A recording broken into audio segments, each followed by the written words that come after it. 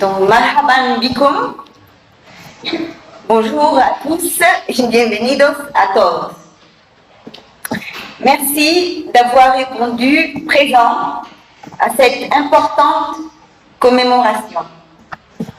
Bon, je suis très contente de la partager avec nos frères tunisiens, d'autant plus que c'est le seul pays, que je sache, du Nord-Afrique où cela se commémore, se produit.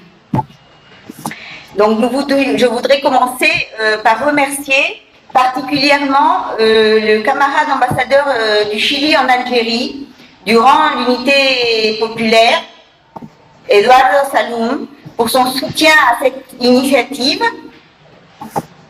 Toutes les organisations et les militants qui nous ont fait confiance dans l'organisation de cet acte, à Eliès Benamar du groupe pour la démocratie énergétique pour nous avoir impulsé à faire cette rencontre après les projections qu'on a fait en mai dernier sur le Chili et le néolibéralisme.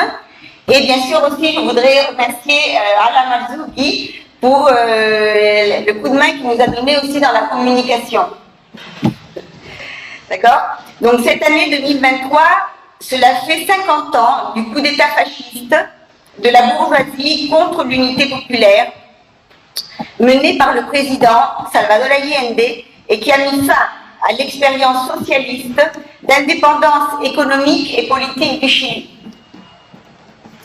Le 11 septembre est donc une date symbolique et bien qu'il nous semble que nous sommes à un tournant dans les rapports de force internationaux avec la remise en cause de l'unilatéralisme occidental et de l'ère néolibérale, le néofascisme est toujours latent au sein du capitalisme actuel. L'exemple de l'Ukraine, de l'Argentine ou encore de l'Italie. Donc le coup d'État militaire de 1973, planifié sous la direction directe des agents de la CIA, devait produire, selon nous, 4 chocs importants. Premièrement, effacer à la racine la culture politique nationale de développement industriel qui s'était consolidée depuis 1938, puisque le Chili avait une industrie légère depuis 1938 à peu près. Deuxièmement, mettre fin à un projet patriotique, populaire et souverain, avec un gouvernement qui était profondément anti-impérialiste, qui avait comme but de dépasser la société capitaliste et la démocratie bourgeoise, c'est-à-dire la démocratie pour quelques-uns, comme expression des dizaines d'années de lutte, des revendications des masses travailleuses. D'accord? Troisièmement, décimer physiquement par l'assassinat, la torture et exiler les groupes de la jeunesse la plus radicale de la gauche chilienne. Il y a eu plus de 3000 morts, des milliers de disparus et des millions d'exilés. Quatrièmement, imposer un modèle économique néolibéral avec une économie mono-exportatrice de matières premières, et tout ça imposé par la peur et le terrorisme militaire. Ce coup d'État n'est pas un fait seulement chilien. Il y a eu plus de 34 coups d'État qui ont été perpétrés dans 12 pays d'Amérique latine depuis la seconde moitié du XXe siècle. En Argentine, en Uruguay, Paraguay, au Brésil en 1964. Les coups d'État en Amérique latine sont toujours en cours et tout récemment, on a vu le cas du Pérou avec la destitution de Pedro Castillo. Pourquoi se sont produits ces coups d'État fascistes? Selon nous, pour répondre à 2 objectifs importants. Premièrement, l'endiguement du socialisme et de l'URSS et combattre à l'intérieur du continent sud-américain toute influence de la révolution cubaine. Et deuxièmement, un autre aspect qui n'est pas assez souligné à notre avis, c'est d'accroître les bénéfices du capital américain qui était en difficulté dans les années 70. D'accord? Donc le grand capital américain il se confrontait à 3 difficultés majeures qui sont toujours en vigueur aujourd'hui. Premièrement, la chute du dollar. Deuxièmement, la baisse du taux de profit des entreprises. Et la crise de la dette du tiers-monde, ce sont des difficultés qui sont toujours aujourd'hui, disons, en vigueur. Donc c'est pour les nécessités du grand capital américain en crise que le Chili va devenir un laboratoire ultra-capitaliste, et de là, du Chili, va partir l'offensive néolibérale qui va après se répandre dans plusieurs continents, notamment en Russie sous Yeltsin par exemple, aux États-Unis avec Reagan, en Angleterre avec Thatcher, et aussi dans des pays de l'Est. Et on pourrait dire aussi dans l'Union européenne. D'accord? Donc ça va permettre quoi? Ça va permettre d'accentuer la liberté de circulation des marchandises au profit du capitalisme américain. Et ils vont donc imposer ce modèle qui consiste en 6 points. Premièrement, la privatisation de toutes les entreprises de l'État. Deuxièmement, la surexploitation des travailleurs, parce qu'au Chili, 70% des travailleurs ont un travail précaire. Troisièmement, la surconsommation et le surendettement des ménages. Parce que sur 19 millions d'habitants que compte le Chili, 11 millions d'habitants sont endettés. Et on a, je l'avais dit déjà à la précédente projection, il y a 40 millions de cartes de crédit pour une population active de 7 millions d'habitants, et la dette des ménages mensuelle est de 73% du revenu. Ça veut dire que si vous gagnez 100 pesos, vous devez payer 73 pesos pour payer votre dette. Donc ça a des conséquences énormes aussi sur la démobilisation de la classe ouvrière. Le pillage des ressources naturelles, parce que les transnationales au Chili payent presque pas d'impôts. Et sixièmement, la désindustrialisation du pays avec des conséquences sur l'organisation encore du prolétariat. Donc on a un transfert de richesse qui passe du public au privé qui n'avait jamais été atteint dans l'histoire du Chili. Donc 1% de la population concentre aujourd'hui 40% de la richesse nationale. D'accord? Donc bien sûr, ces mesures, elles ont pu s'imposer à travers le terrorisme militaire, la répression, et la complicité d'une bourgeoisie, une bourgeoisie qui est mercantile et financière. Elle n'est pas industrielle parce qu'elle ne développe pas les forces productives, elle les détruit. C'est une bourgeoisie qu'on appelait auparavant compradora. D'accord? Donc, c'est une économie qui est oligopolistique parce que ce sont des grands conglomérats qui contrôlent tous les pans de l'économie chilienne. D'accord? Donc les principales richesses du pays qui sont indispensables pour son industrialisation, comme le cuivre ou le lithium, ou même l'eau, on va dire, sont en main de capitaux privés et de capitaux étrangers. D'accord? Il est impératif de comprendre que le néolibéralisme est lui-même une manifestation de l'impérialisme. Et cette offensive, disons, néolibérale ou anglo-sioniste va arriver à son apogée avec la contre-révolution en URSS et la fin du pacte de Varsovie en 1989-1990.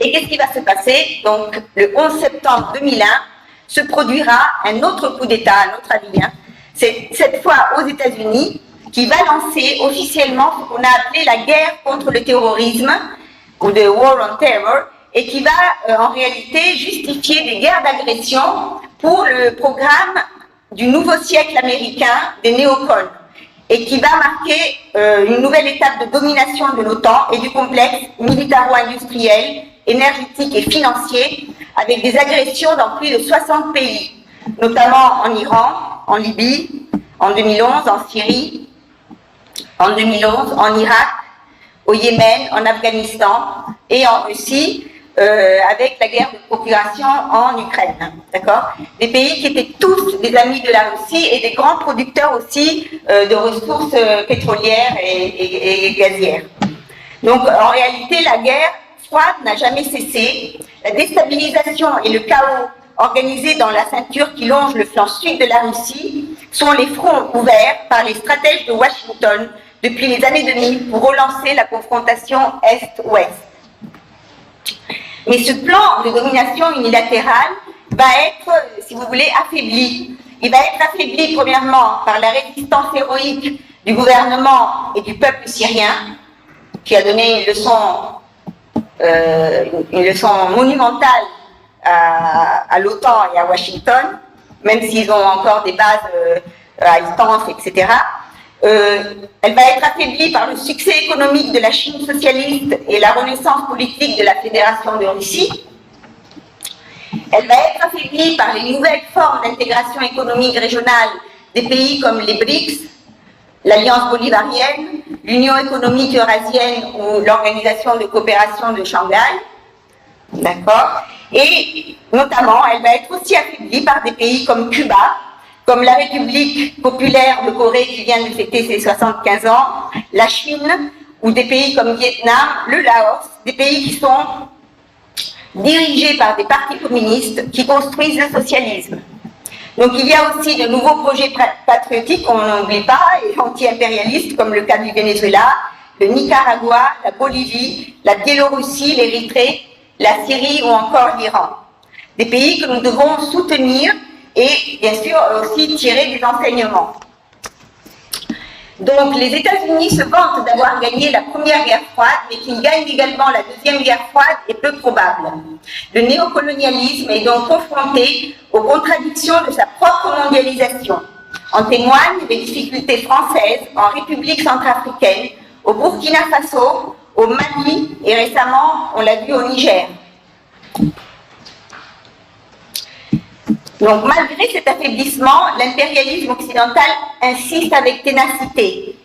À l'heure où la majorité de l'humanité vit encore dans la pauvreté et la dévastation environnementale, malgré les capacités de production dont nous disposons, la nouvelle augmentation des dépenses militaires au sommet de l'OTAN à Vilnius en juillet dernier est une réelle provocation. De même, la Banque mondiale et la plupart des agences qu'on considère vampires des Nations Unies, continuent à imposer des mesures néolibérales, notamment en Tunisie. Et tant que les échanges inégaux existeront et le développement sera inégal, le poids des structures héritées du colonialisme contribuera à creuser le fossé entre riches et pauvres. La richesse et le revenu sous forme de plus-value passent toujours du sud vers le nord. Donc, selon nous, le programme de l'unité populaire était correct. La lutte pour un gouvernement patriotique, démocratique, avec le socialisme comme perspective, était et est correcte. Les propositions de nationalisation, d'expropriation des entreprises stratégiques, les formes d'auto-organisation populaire, comme les cordons industriels, les occupations de terrains urbains par les pobladores, comme les tomas, ce qu'on appelle les tomas de terrain, sont toujours actuels. Mais il est vrai aussi que la voie électorale doit appuyer et ne pas guider le procès de prise du pouvoir politique et de construction du socialisme, ainsi que l'armée. L'armée, dans une démocratie bourgeoise, n'est jamais loyale au peuple, mais à la bourgeoisie. Donc ce sont des leçons que nous devons bien sûr tirer. D'accord? Nous avons besoin de plus que des protestations contre le néolibéralisme. Nous devons apprendre des erreurs et trouver, pour ne pas reproduire ces faits tragiques qui se sont passés au Chili, un chemin plus correct que celui qui a été tracé par les travailleurs du Chili dans le passé. C'est pour cela que nous avons voulu réunir des militants du bout de la terre, du Chili jusqu'à la Tunisie, pour cette commémoration, pour faire connaître chacun de leurs diagnostics et leurs stratégies vers plus de souveraineté populaire, pour la libération nationale ou la seconde indépendance, comme le disait Salvador Allende, en rapprochant les analyses par le débat et la confrontation, pour une convergence dans l'action et pour passer d'une posture défensive à une posture offensive. Donc avec cette commémoration, et je vais bientôt finir, nous voulons rendre hommage aussi à tous ceux qui ont lutté pour plus de justice sociale et sont morts dans le combat au Chili. Ils ne doivent pas être morts en vain. Donc, je voulais maintenant terminer. Je vais dire vive le gouvernement de l'unité populaire et tous les martyrs du peuple. Vive le président Salvador Allende, venceremos.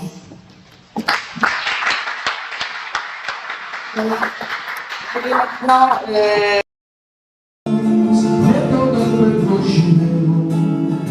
Para final del fascismo.